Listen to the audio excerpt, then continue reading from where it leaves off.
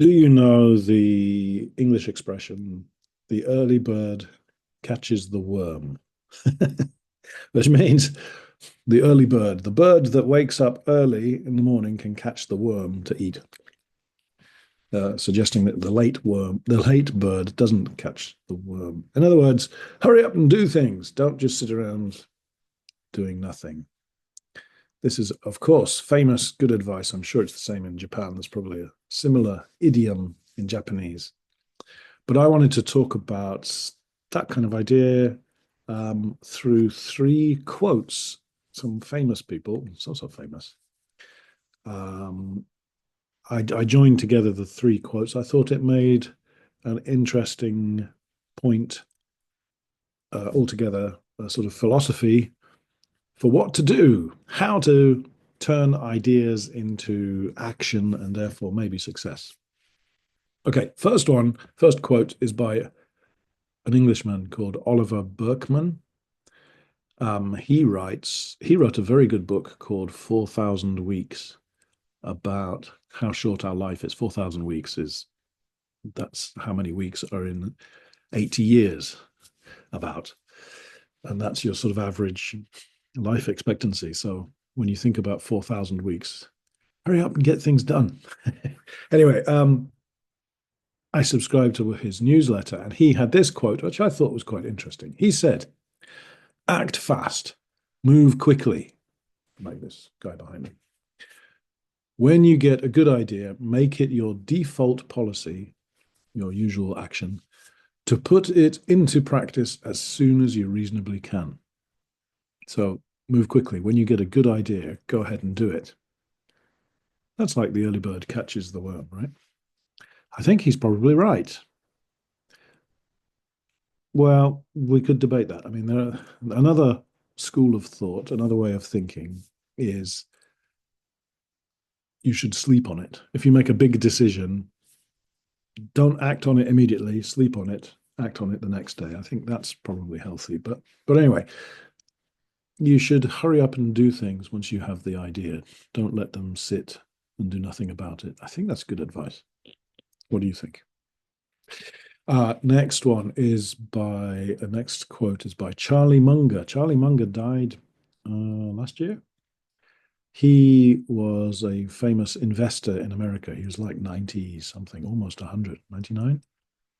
He was very, very successful. He was the partner of Warren Buffett, one of the richest men in the world. Anyway, he's quite a funny guy. He was quite a funny guy, Charlie Munger. Good at giving quotes and simple advice. This is one that he said. He said, I've never been good at something I wasn't very interested in. It just doesn't work. There's no substitute for strong interest. Meaning, you've got to be interested in what you're doing, or else you won't be a success. Are you interested in studying English? If you are, you probably will be a success. If you hate learning English, well, you wouldn't be here, but you certainly wouldn't do very well. Okay, the last one is a longer quote from Hunter S. Thompson. I've described him as a journalist. He was what was called the New Journalism back in the 1970s, I think, late 60s, early 70s, and into the 80s. He's a bit of a crazy guy, but he wrote very interesting, almost like fiction about news events. He would turn news events into interesting stories. And somehow, fiction can be more real than just boring facts.